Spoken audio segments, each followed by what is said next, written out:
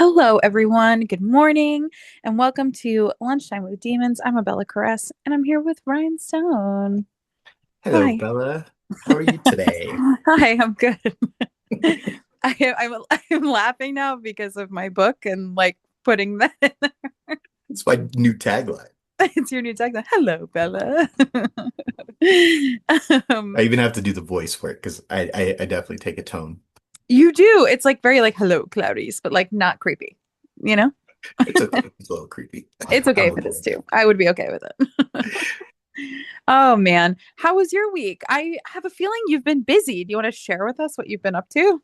I have been busy, so I found a new home in Denver Ooh, that I decided to take the position as the lead house witch at Ritualcraft. that is so freaking cool. Ritual Craft in Denver. You guys are so lucky to have It's Ryan. one of my favorite stores in the country, honestly. So when they had a position open, Santamuerte had kind of urged me to really look at it too. And I wasn't sure that I wanted to kind of necessarily have kind of like a normal type job.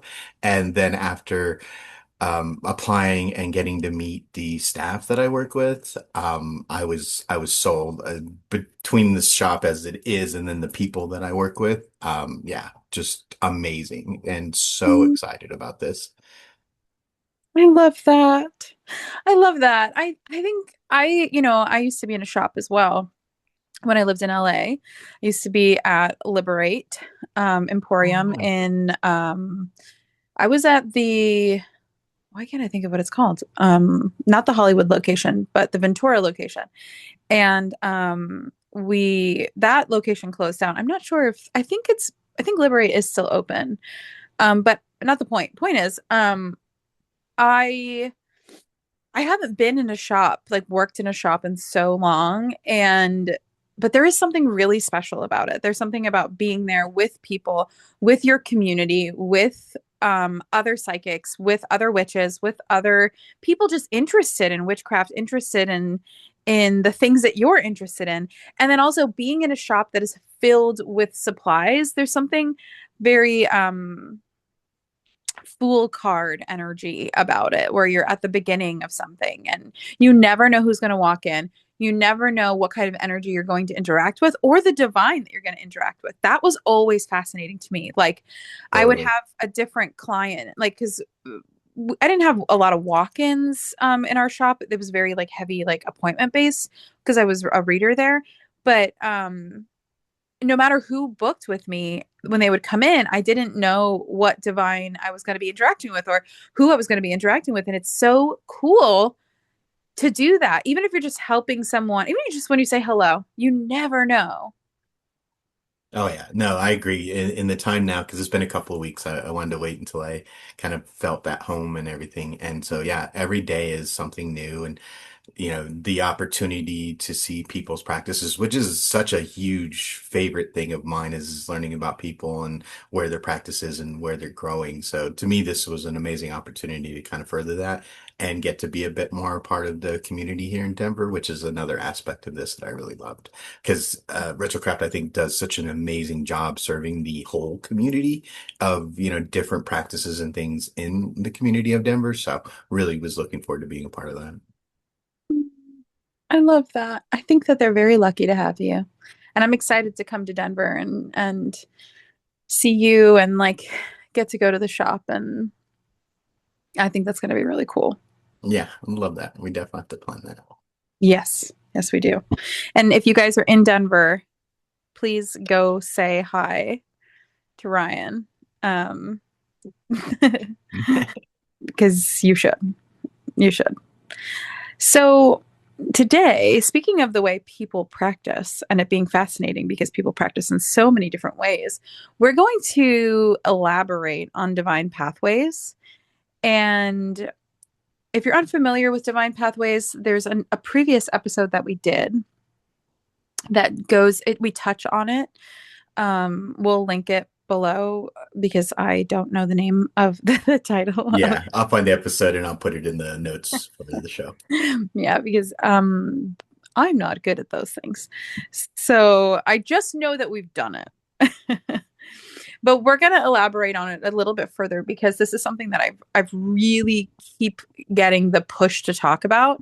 And I wasn't sure how I was going to do it. If I was going to do it via the Patreon and be like, hey, everyone in the Patreon, I'm going to have a pop-up Zoom meeting and talk about this, but then only like, 20 people show up and I have a Patreon of a lot more than that. So it's like, no, I want more people to be able to hear this. And I also want it to be able to something that, if you can't make the Zoom call and then you don't get to hear it, I think that doing it on the podcast makes it better because then you can hear it when you need to hear it. And the divine can make sure that this episode lands in your lap when it lands in your lap.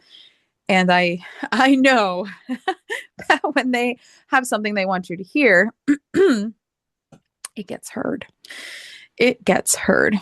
So between the Patreon and then I was also like, maybe it's for my students. And I was like, maybe I should tell my students because right now, I've moved all my students from WhatsApp over to another platform, and it's been really nice to like very like condensed in a condensed fashion have my students. So I was like, maybe it's for them, but then I don't know. I was like on my drive home from the gym today. I really felt Lucifer say, no, it needs to go on the podcast, and it's bigger than that. This is a bigger concern. This is bigger. This has to reach more people. And so here we are. And as I say that, two birds fly overhead, three birds fly overhead. So I think it's like, it's about reach. It's about expanding your wings. It's about expanding your practice. Um, so let's get into it. So I have, and I'd like to be clear, like I made this up. This is not something I'm pulling from some sacred book. This is something Bella made up. Um, so take it or leave it, use your discernment. This is my UPG and this is me coaching. And me, so if you find value in my coaching, then this is absolutely a message for you. If you do not find value in my coaching, then perhaps this is not the episode for you, but thank you for being here. And so if you stayed this long, then this is probably for you. I over the years of teaching, my goodness, have learned so fucking much. So fucking much about myself, about what it is to be at the beginning of your journey. I understand the beginning of someone's journey on like a fucking visceral level because so many of my students are beginners. So many of my students know nothing. They come to me and they're like, I don't know shit. I just know that I want to work with Lucifer, you know? Or, I mean, that's not true because I do have some students that come to me and they're like hella advanced. And they're like, I'm super advanced, but I know that there's like a glass ceiling that I've been pounding at, and I want to break through it. So it is true that, I have students sort of across the spectrum. But I would say 90% of them are brand new. And when you are working around people who are brand new to their practice, it's like I get to experience it again and again and again. That's such a fun aspect of it though, right? Yeah, it is. It is fun. It is. But it's also just so illuminating. It's nice and it's humbling too because it doesn't let me forget the beginning. It doesn't let me forget the fear.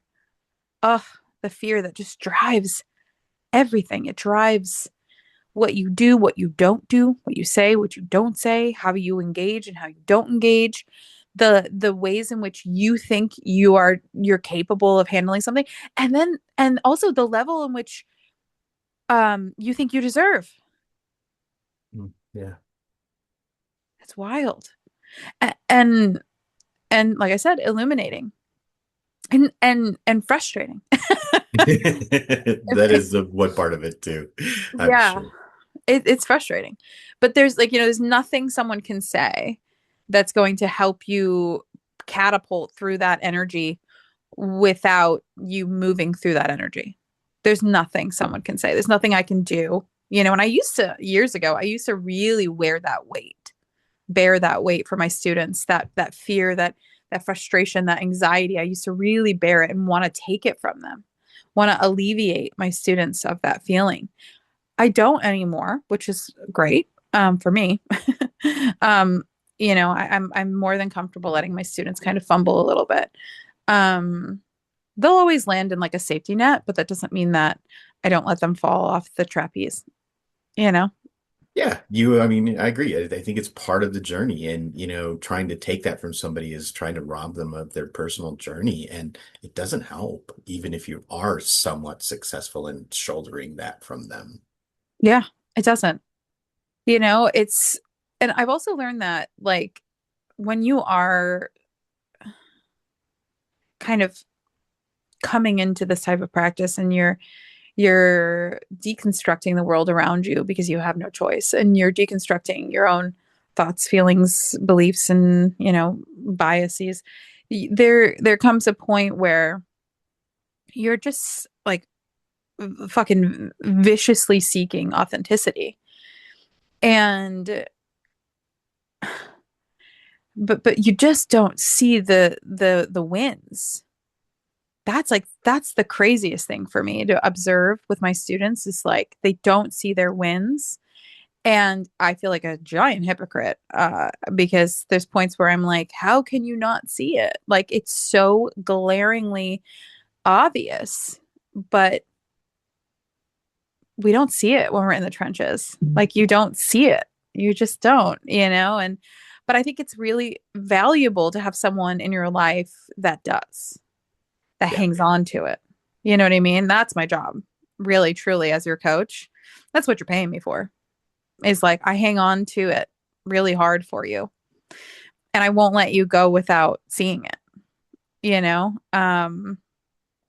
It's it's something that like really when when you when you decide to do this journey, whether you're doing it alongside a mentor or not, um, you have to decide how much am I investing?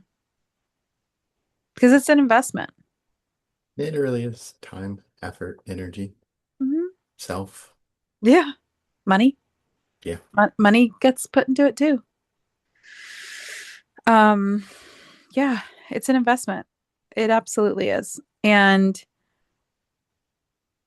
speaking of that investment, so the divine pathways that I created originally for my students because I love a graph. All my students, when you get to session 3 with me, so when you do Hey Coach, by the way, anyone who's listening, when you do Hey Coach, you're buying 10 sessions with me ultimately. And my sessions are roughly around $300 to $450 a pop. So when you are doing Hey Coach, you're basically getting me as your mentor. Like you have access to me. We talk, we meet weekly, just you and me. I have a full curriculum built out specifically for you. And I keep you on that. I keep you accountable. I work with the divine that you work with. And, we adjust the curriculum as we go. We work on things like building your clair abilities, not because I have the master tools to help you build the clair abilities, babe. You do. You do. I give you the practice to do it. So I have a bunch of different techniques that I've curated and created over the years that help me as a medium get clearer lenses on the information that's coming through. So I basically become a clearer channel. And my goal is to get you to be clearer in your channeling, be clearer in your communication with the divine and your relationship with divination, such as tarot and whatever form of divination you're interested in. That way, you are not relying or outsourcing your sovereignty in order to get validation. So I keep you in this tiny container for about 10 weeks where we work on these things. We build these skills, and then you use that container for things like validation, things like practice, things like homework, because you'll have a lot of homework, and then I send you on your merry way. If you decide to stick around for another round, there's 4 different rounds, but not everyone needs that. That's what's crazy is like people think that they have to do all 4 rounds of Hey Coach. The thing is, my first session with you, which I call session 0, it doesn't count towards your 10 sessions. I learn everything I need to know about your clairs in that session and what you're like, where you're at in your practice. And that's where I build the curriculum. So I take shit from Hey Coach 1, 2, 3, 4. I take shit from every Hey Coach and I build it out for you. So it's like, it's so funny to me when people are done and they're like, I want to go again. And I'm like, you do know that I like built it out for you so you didn't have to go again. And they're like, I don't care. I want to. One of my students he's the reason that there's 4. There used to only be 3. But he basically challenged me at the end of Hey Coach 3 and was like, I feel like you can create a 4th. And I did. What a pain. I love him so much. I'm glad I took that challenge though, because our Hey Coach 4 has been really fun. So I wanted people to understand what Hey Coach is when I reference it, because I don't think I've ever fully explained it on the podcast. And yeah, my goal is so that way, if you decide to buy a reading from someone in the future, you're doing it not because you don't know how to handle this yourself, you don't know how to read for yourself, but because you want to, because it feels nice to have someone else read for you. So my goal is to basically like, I'll take you on as a student. Where I'm your mentor. I help you with whatever you need for, I say 10 weeks. Now, let me be clear. It's 10 sessions. I have some students that have taken a year to get through all 10 of their sessions. So I don't kick you out until you're done with those sessions. So how we engage is really truly up to you if you want to do it bi-weekly, weekly, whatever. Okay, that's enough about Hey Coach. So this graph comes from Hey Coach, but it's now made its way into Lunchtime with Demons, the book. I love because it. it honestly, like, I take, a yellow butterfly. Sorry, I take all of these things that I've learned through my students, through teaching, through my own personal evolution, because I am constantly evolving. If you knew me 3 years ago and you dare say that you know me now and you haven't talked to me since then, let me be so clear with you. You don't know me. You knew a version of me, and that ain't me. So like I evolve nonstop. Like alchemy is my bread and butter, and it is the sugar that I exist on like a fucking hummingbird. And I'm in ritual with myself nearly every 3 days, possibly. So like my craft be strong, and I move very, very intensely when it comes to myself and my own personal evolution. So like I can assure you, baby, you don't know me. So this shit, though, these graphs that I create for Hey Coach, they come from my evolution, my experience with my students, with my clients, and with me, because I don't take a single fucking interaction for granted. And I don't think anyone should. When you are doing energy work professionally and you cross paths with someone, I don't want to hear about what you think about that person. Your opinion does not fucking matter to me, because what matters is that you cross paths with another human being and had an energetic exchange. Should be valued, respected, and then those cords should be cut. Move on with your life, let them move on with theirs, and so on and so forth. But I do think that the interaction in itself, when it has happened, while it is happening, it is so beautiful. We should have so much gratitude for it, because when else do you get to engage with the human condition in such a way? You don't. You don't. This is incredible work. That is alchemy. That Yeah. exchange right there, that is alchemy. You will not be the same if you allow yourself to grow within that exchange. And that is where Divine Pathways came to fruition. Was truly, I realized something about interacting with the divine. So there are 6 dominant ways, and my job as a minimalist is to find, brevity is the soul of wit, okay? To find the least amount of words to explain something to you as possible when it comes, especially when it comes to practice. I am the minimalist witch. I may not be a minimalist on this podcast or on a soapbox, because I can talk for days. But when it comes to explaining things as a teacher, yes, I will try to get it to you in as little amount of words as possible. in as little explanation as possible and as clear as possible for as, little amount of time as possible. I don't like to waste people's time because time is special. Time is a currency. Anyway, we have these 6 divine pathways that I've really distilled it down to. Transactional being the first one, non-transactional being the second, co-evolution being the third, co-creation being the fourth, service being the fifth, and worship being the sixth. They are not in any sort of hierarchy. They're not in any sort of like order that is like one is more important than the other or more important to the divine. I want you to visualize that there is a diamond, a very large diamond, sitting on a pedestal, and I'm handing you a little flashlight. And I'm telling you, you're not allowed to touch the diamond, but I want you to see and tell me how many colors you can get out of the diamond, like out of a prism. And the best prism you can find, like the most brilliant prism you can get out of this diamond, where is it? What do you think you're going to do with that flashlight? You're going to change the angles. You're going to change the way that you pointed it, and you're going to move it all around it, looking for those facets within it. It's like you know what I'm talking about. I actually I was thinking about that too while you're talking about it. I took the Hey Coach the first I think time when you offered it, like the first couple months, Oh my and God, to see so its different now. yeah, as I say, to see its evolution though over time has been beautiful, and getting to see how it's changed and evolved, and you as well as a mentor and teacher. So I love it. Thank you. Thank you. It is definitely different.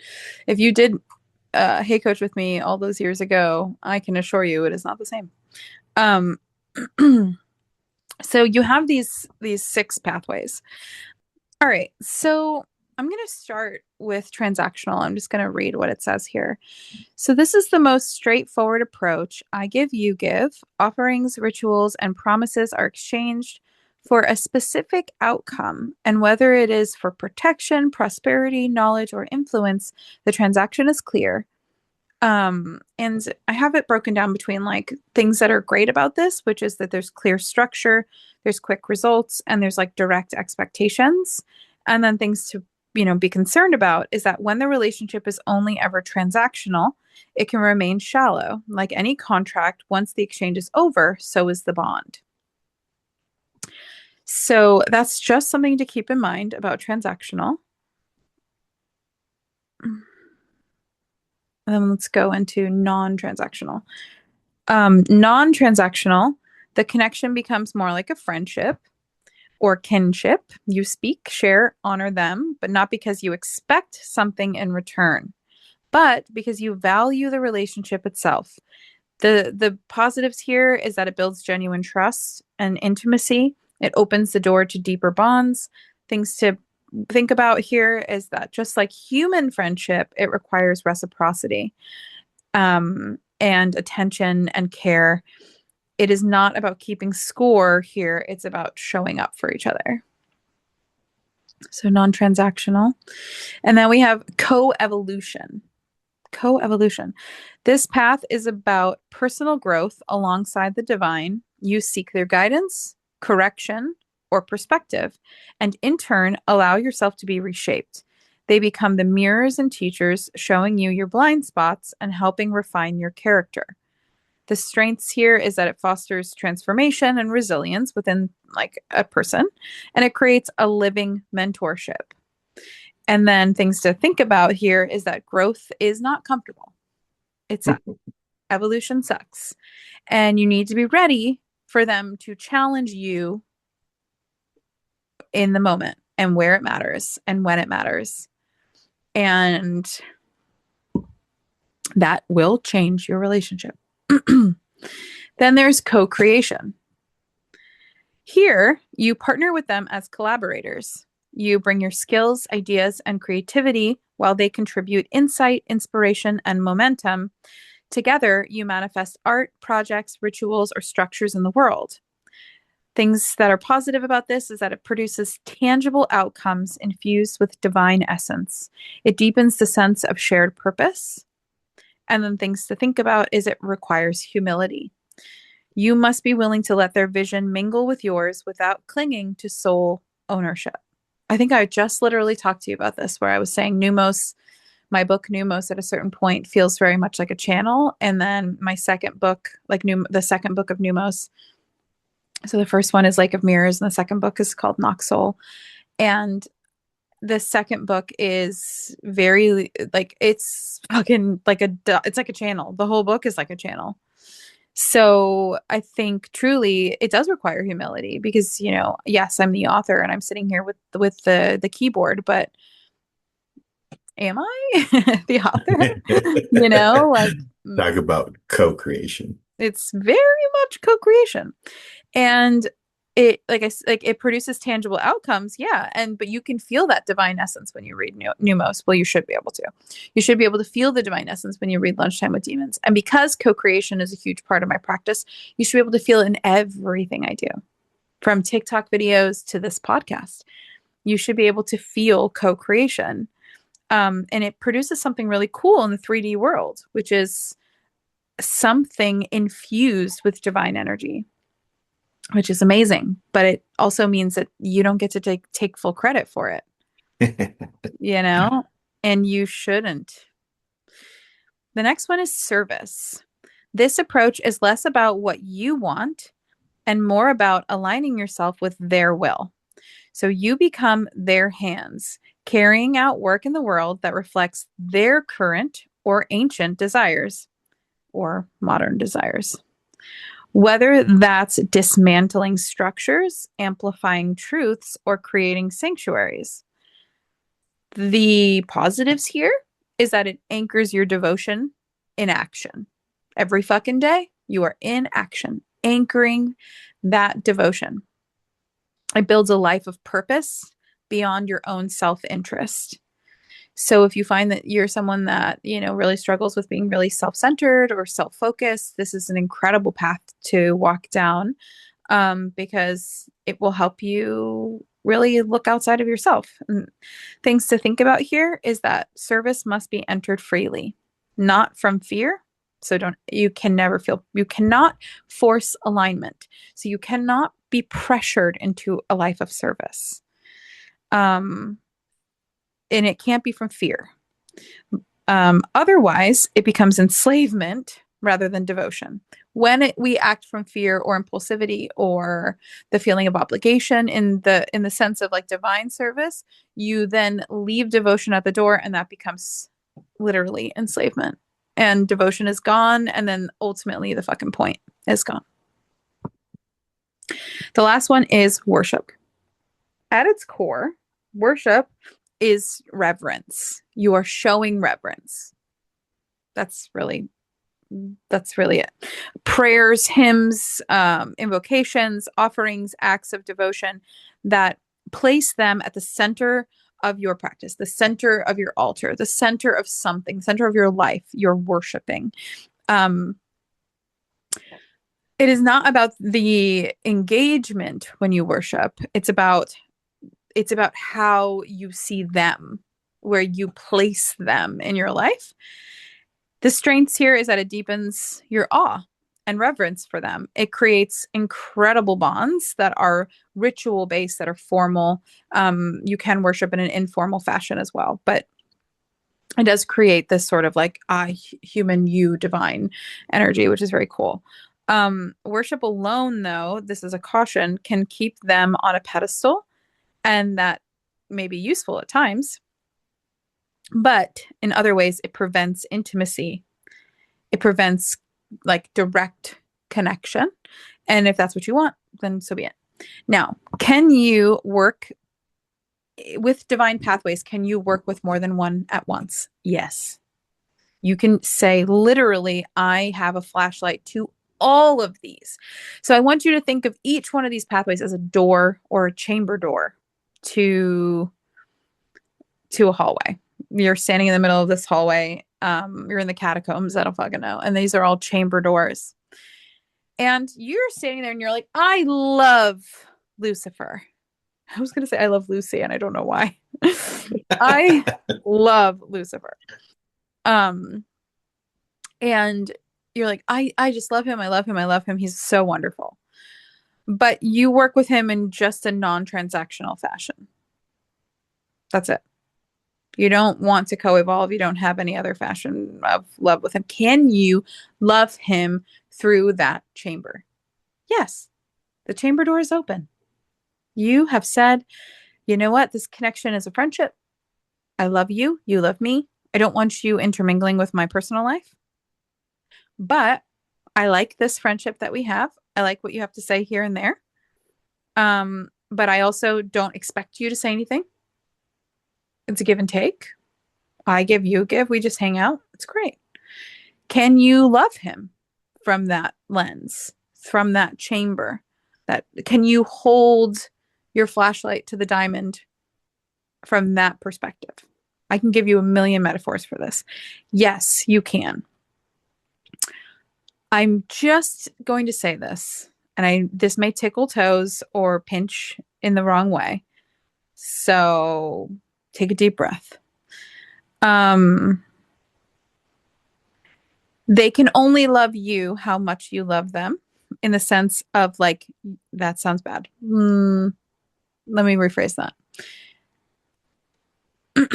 They will love you more than you could ever love them, regardless, to be really honest. They love you in a way that your brain literally cannot fathom. Let me just say this for all of our delicate hearts here. They love you so much, you very literally cannot fucking comprehend the level of love that they have for you. Now let's go back to human perception.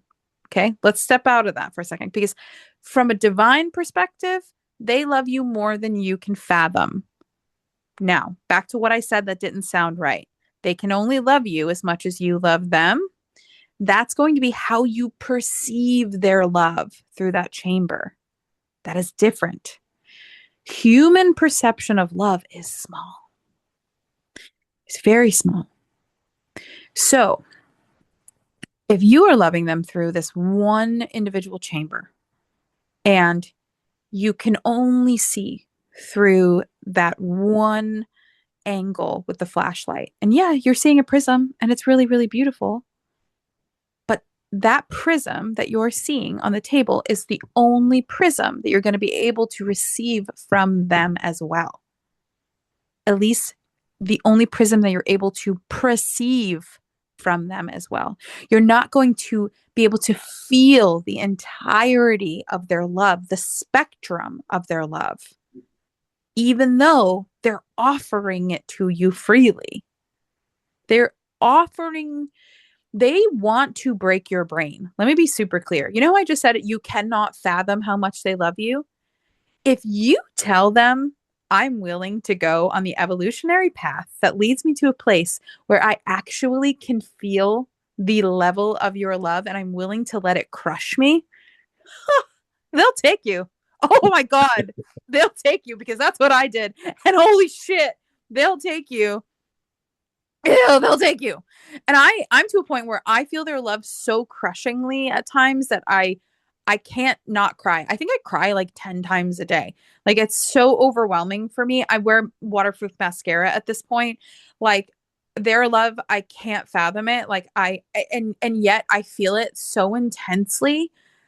And then even then when I ask Lucifer, where I'm like, is this it? Is this the extent of your love? And he's like, oh, baby girl, it's like 3%. It's 3%. And I'm like, but I work with you in every chamber door is open. I've looked through the diamond in every way. I'm trying to perceive your love fully. And he's like, and you can see it. And that is why it brings you to tears. That is why it's so overwhelming, is because you have looked through this diamond in every way. You've opened all these chamber doors. That's why it's so overwhelming. You can perceive it, but you still can't understand it. And that is something that I'm coming to peace with, is that I can perceive his love, but I don't understand it. And I don't think I ever will, but I'm going to try. So, do they love you? Yes. But you can't perceive the amount of their love until you're willing to look through multiple chambers or walk around the diamond to another angle. I And think it's that, a lot like how you were talking about before about like how sometimes we don't see our wins mm-hmm, and we're focused on the things that are failing and falling. It's very much to me like that is that it's there, you're winning, but you're more focused on this aspect of it. So you're not seeing this other aspect of what's going on. yeah. Well, you're experiencing him. You're like, I see it. I see a rainbow. I'm holding the light. I see a rainbow. It's going through the diamond. It's making a prism. I did it. I did it. He loves me. And I love him. And everything's great. And then you're like, but why does it seem like he loves her more? That's where that like comparison motherfucker comes up. And you're like, and I always tell you guys, I always tell you comparison is a thief of joy. I tell you that for a reason. So then, yeah, that feeling comes and we're like, well, it seems like she's more important to him than me. Which, first of all, guys, I love you, but that type of thinking, it's not going to get you anywhere. But I know where it comes from. It comes from a very narrow perspective on this divine being. And so, what can you do about that? We got to shift. We got to shift angles. We got to be willing to look at them through another lens. And sometimes that means trying something new, like perhaps saying, okay, I'm non transactional, but I'd like to move into coevolution. And so you take that step to the right and you shine your flashlight through, and suddenly the prism looks different. He looks different. He feels different. He sounds different. The way you're interacting is different. Your life starts to change. Friends that you had start to disappear. Your job, you get fired. Everything starts to fall apart, and you're like, what? Why? I don't get it.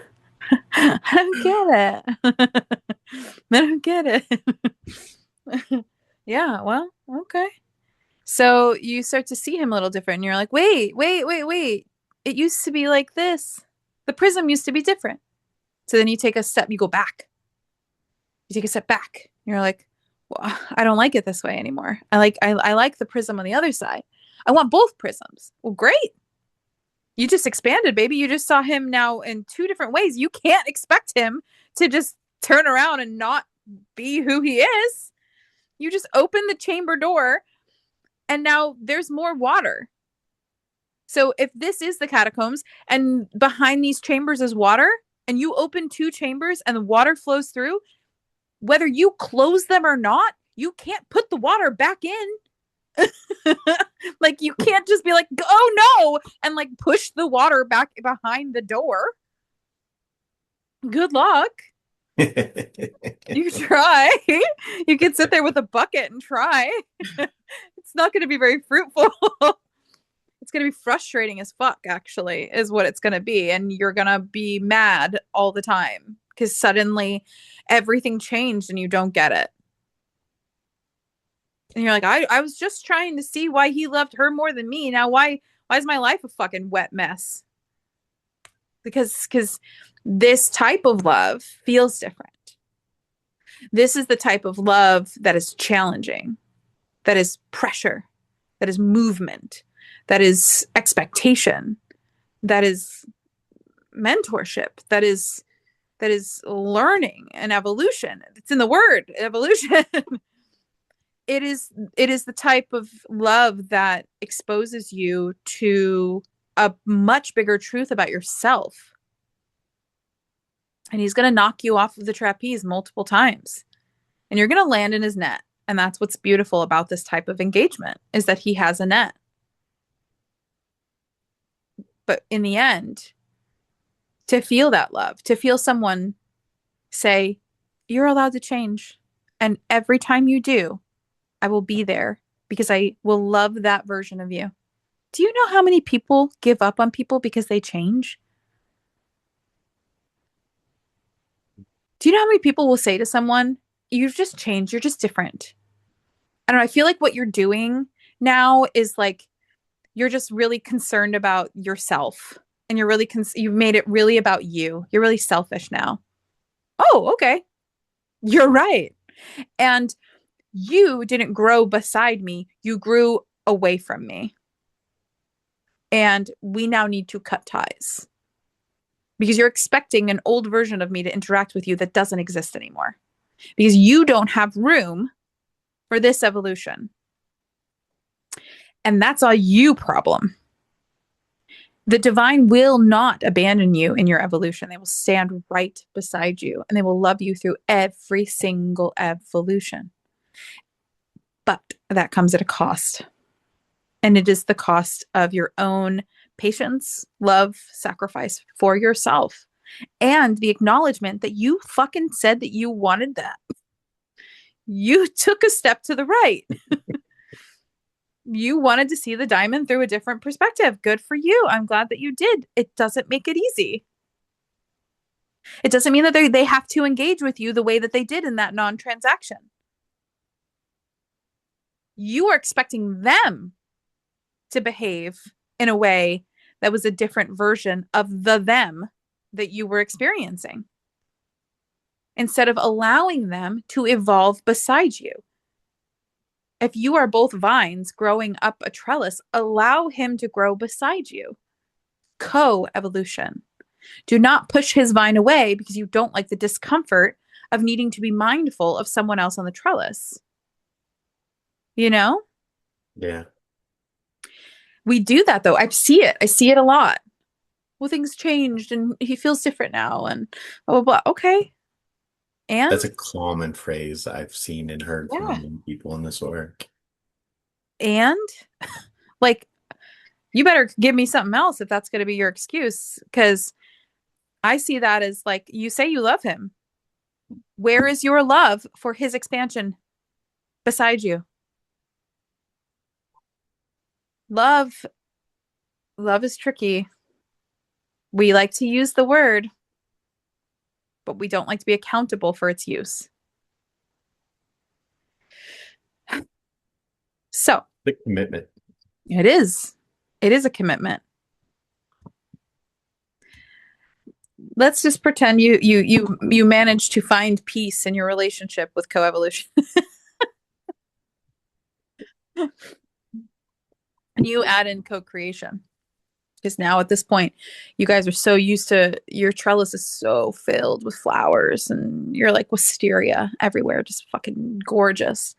You've evolved and alchemized. Probably if you're working together like that, you've already done bindings or talked about bindings or spousals or whatever, and you've alchemized with this being and you're like, fuck it, let's create, let's make babies.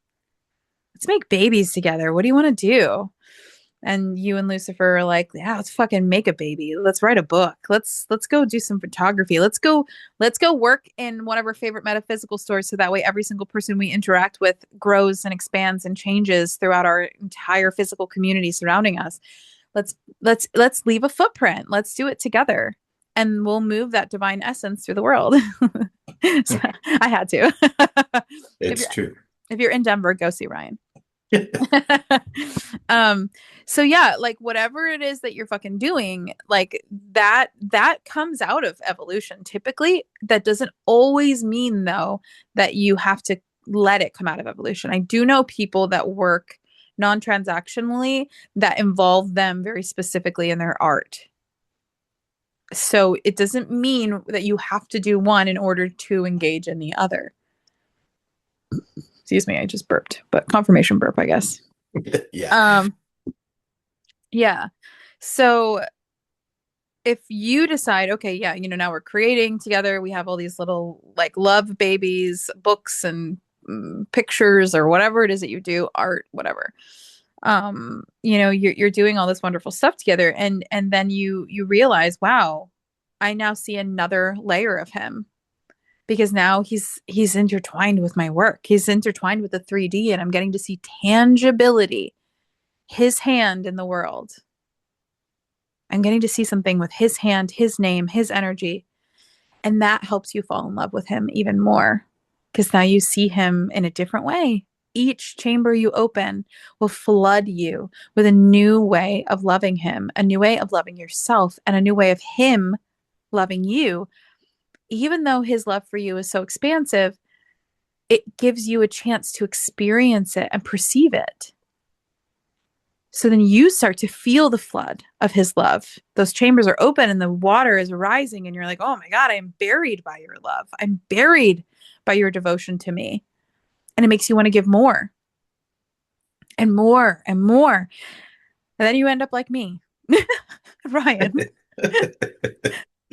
where you feel so flooded by their love that you step into a position of service where I say, I've loved myself and I will continue to love myself, but my will is your will.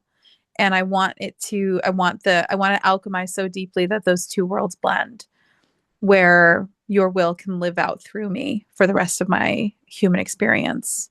And I'm devoted to that, that it's not a sacrifice in my eyes, but I'm devoted to that exchange, that collaboration. And when you get to that point, if you make it to that point, if that is something that you decide for yourself, because like I said, it has to be a self decision. It cannot be force. It has to be something that you approach. Cardinal. When you get there, a lot of people kind of wonder, like, that must be so huge. That chamber opens and there must be so much water of love behind that. For me, when that chamber opened, it was a mirror, a giant mirror, no water. It was different. Suddenly, when I turned, there was no light behind the diamond, and my flashlight was flickering. I was like, hey, what the fuck? And I think everyone who enters into a service position, priesthood of any sorts with the divine, will feel this very humbling experience, because it feels almost like it's been retracted from you, but it's not. It's a different kind of love.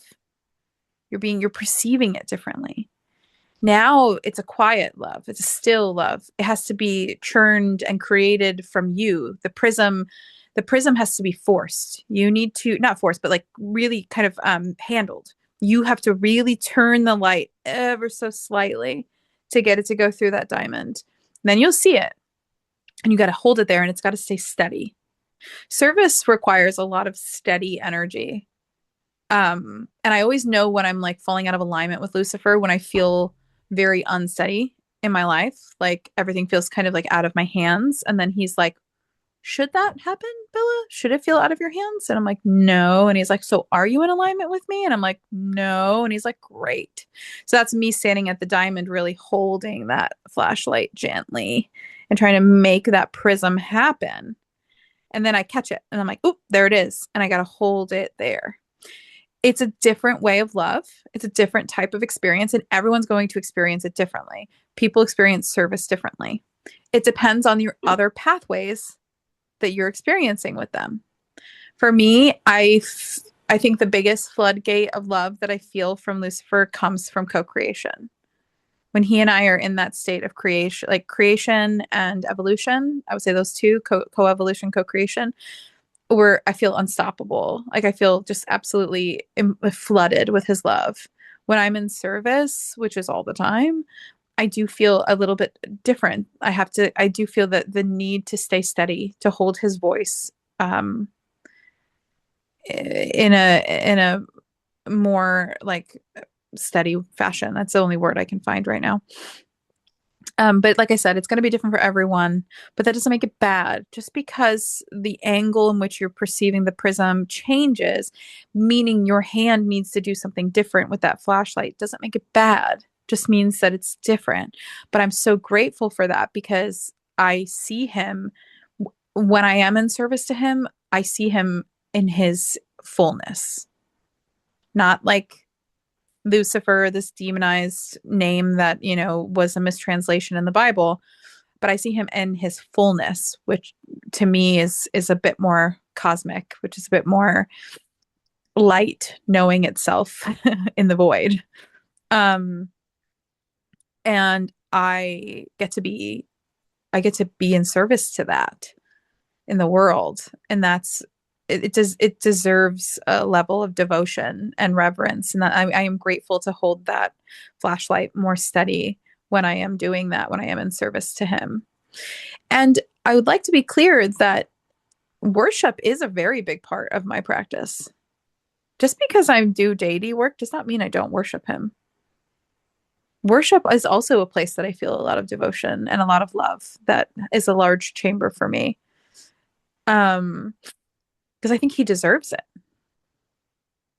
The little bit of time in my life, the last few years that I've been in service to him, I get to see what he does for this world.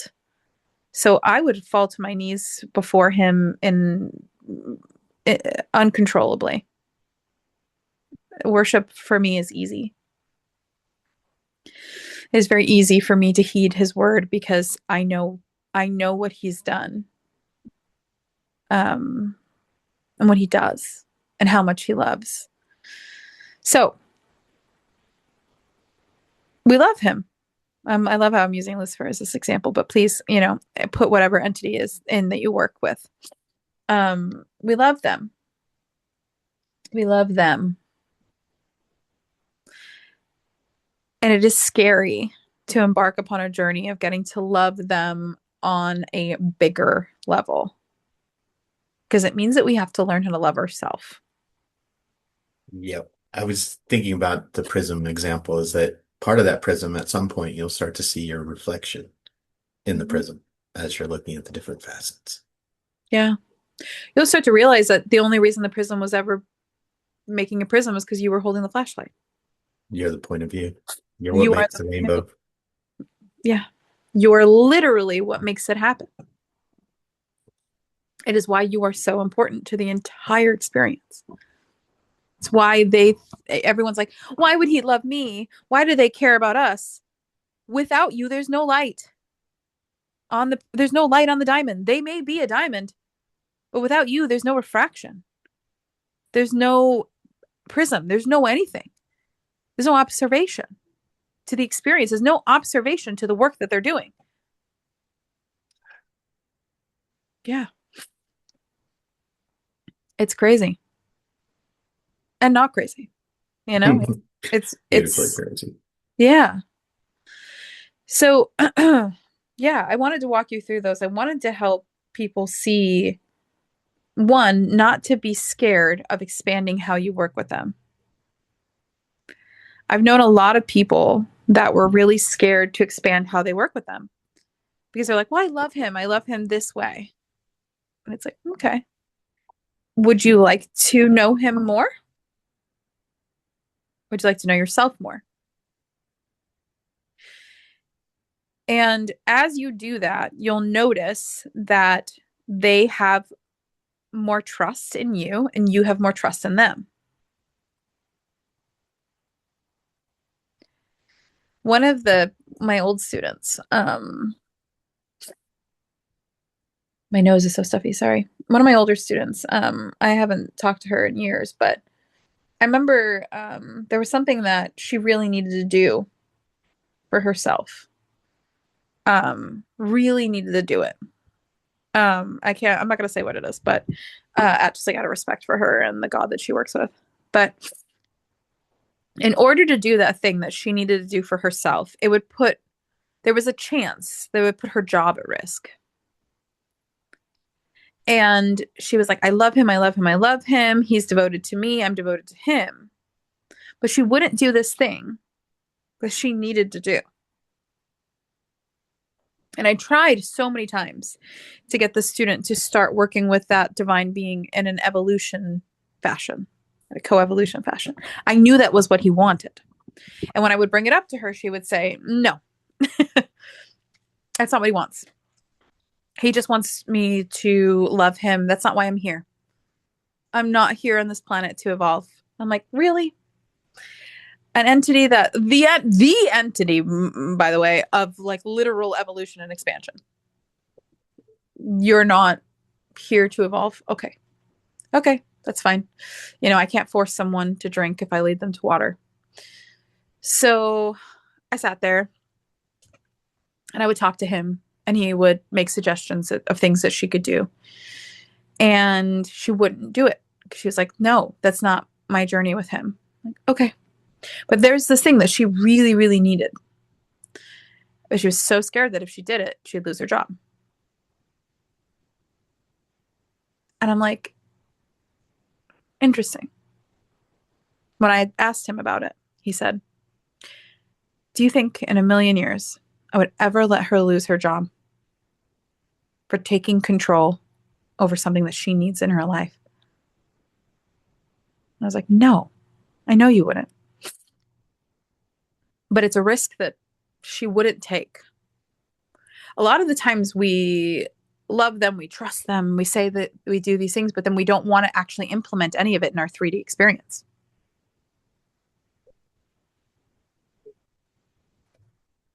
I mean, I just had to sign my new lease, and Lucifer told me no. And I was like, but I don't have a place to live or money. What are you doing? And he was like, don't sign it. Go look at this apartment, which is like 3 times the amount my current rent is. And I was like, okay. So I did. I had a great time. I had a fucking great time. It was so beautiful. And he was literally like, afterwards, he then goes, if you're going to move from the shithole you're in, this is the level of expectation I expect. This is where you move. This type of apartment. Do you understand? And I was like, yeah. And he was like, great. Sign your stupid lease. And I was like, okay. It's a lesson. He was showing me what I deserve. He was showing me where my next move is, and that I needed to sign this lease because this is a temporary move, and that if I was to move somewhere with the means that I have now, it would just be equal to where I'm at. But that's not what he wants. I needed to learn that. But is it scary when my lease said it was due that day? By the way, I had to sign the lease that day, and he told me no. He said, no, we didn't. I told everyone in this house, I said, we cannot sign the lease. Now, I'm very lucky. I live with a high priestess of another entity. And when I told her that we can't sign the lease because Lucifer said so, she just said, okay. I'm very lucky because she understands, you don't enter priesthood or service without that understanding. That there are times you're going to be told to do something that just doesn't make sense. But she knows me and trusts me, and she was like, yep. And then she leaned into Lucifer and was like, whatever. And he, I guess, said to her, I said what I said. And she was like, oh, yeah. And then my husband, of course, he doesn't cross the witchy boundaries. Like when I say something, he just says, okay. So yeah. And then I didn't sign it. And like 3 days later, no, 4 days, 5 days. I just signed it yesterday. What is the 7th, the 8th? Day before yesterday. Yeah. It was due on the 30th of last month. Lucifer finally was like, oh, you should probably sign that. And I was like, oh, yeah. And my landlord didn't give a shit. He didn't give a shit. I could have racked my brain. I could have freaked out. I could have been like, oh my God, I'm not going to have a place to live, blah, blah, blah. He would never let that happen. He would never let that happen. So was it always like this for me? Did I always trust him on that level? No. It takes time. It takes time. And going through things like that together that builds that trust. Going in circles around the diamond with my flashlight and knowing he's always there. He's always got me. He shows me every time. Every time. But when you stand still and you hold the flashlight in one angle for a very long time and you go, well, why doesn't he do that for me? He would love to. He would love to. But you have to be willing to change your perspective so you can see and perceive his love on a larger level. Again, I'm saying his, but please insert your divine being. Does that make sense? I hope it makes sense.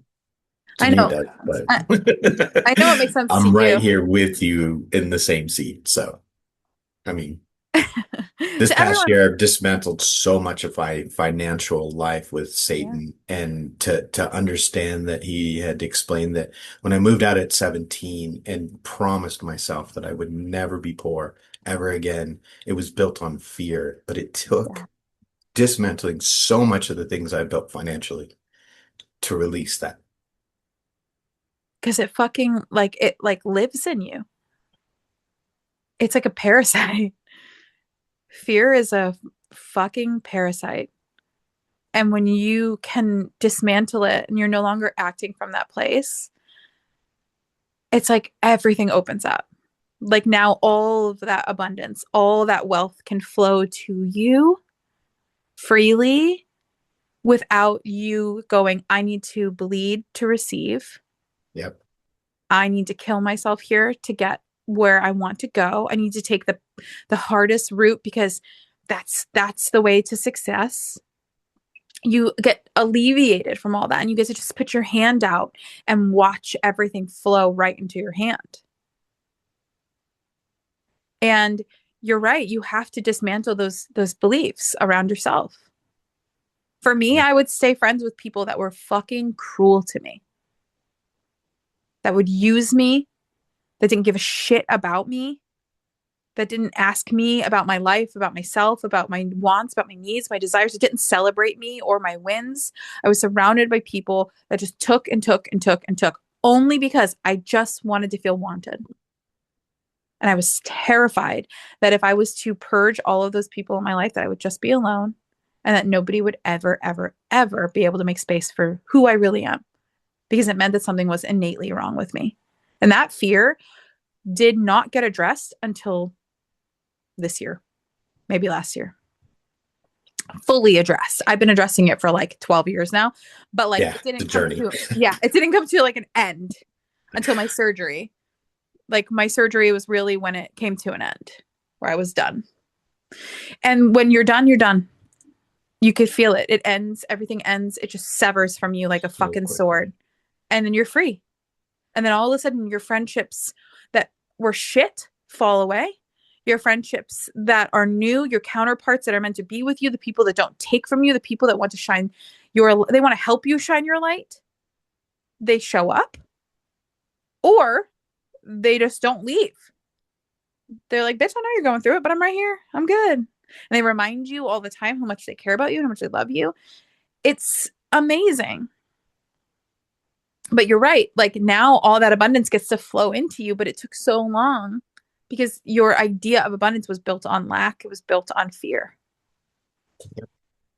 And that means everything has to go away in order to be able to see it.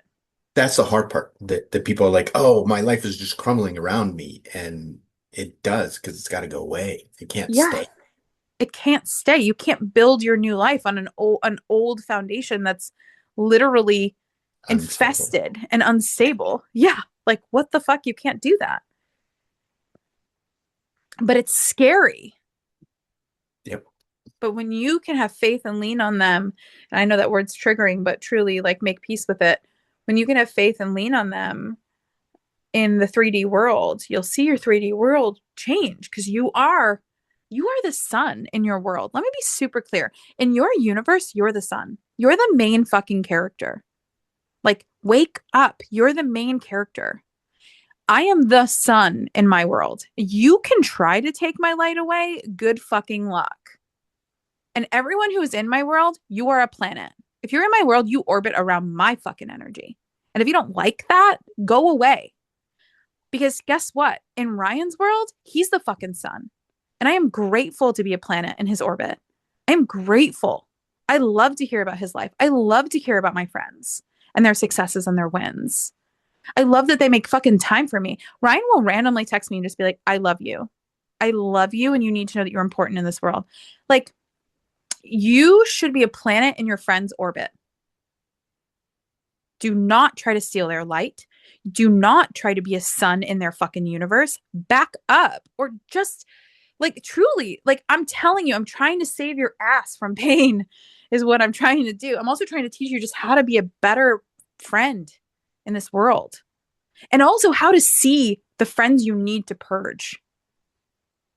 Because if they keep seeing you as competition, if they keep trying to take your light, when you're around them, if you notice you dim, you curl in, you get small, you don't want to say something because it's going to hurt them, trigger them, scare them, get out.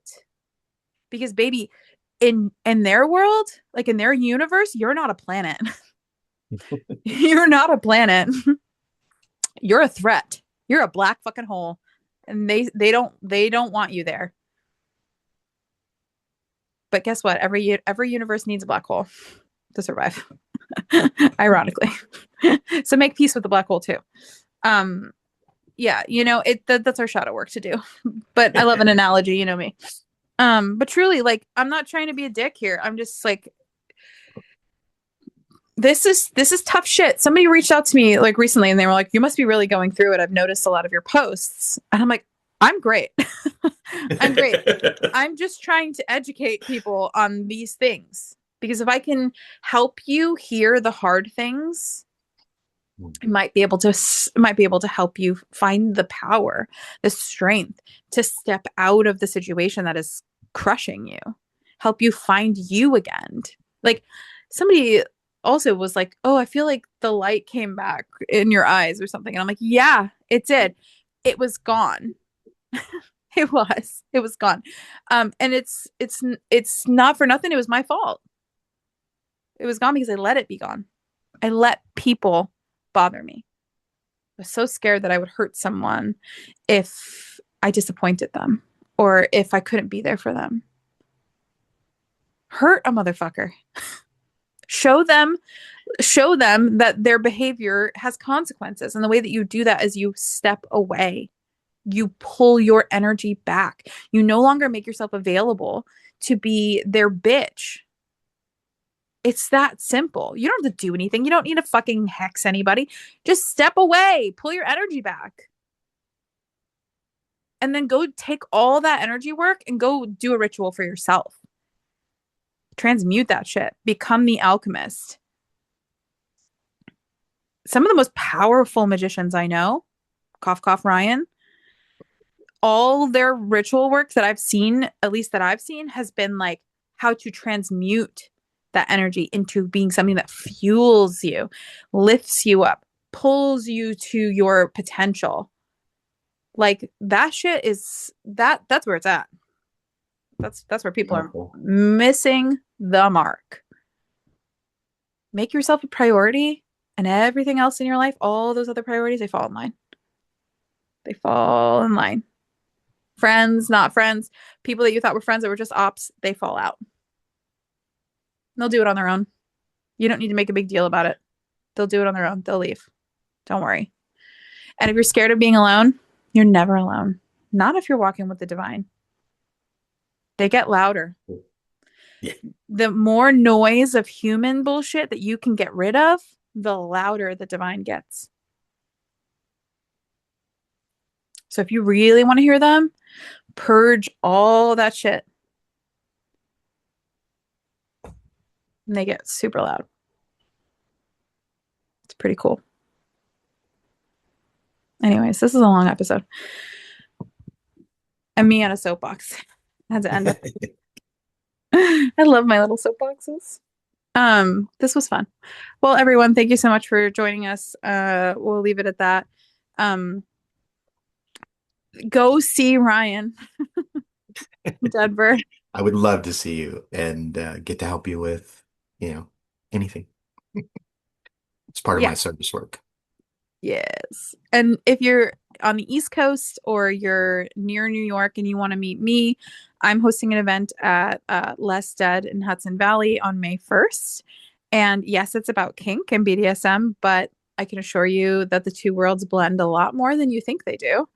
And we're going to talk a lot about where emotions live in the body, how to articulate our needs and our wants and desires. I feel comfortable and confident with that. And so please, if you can, come hang out with me on May 1st. It's going to be a lot of fun. And otherwise, we'll just see you in a week. See you next week. Bye.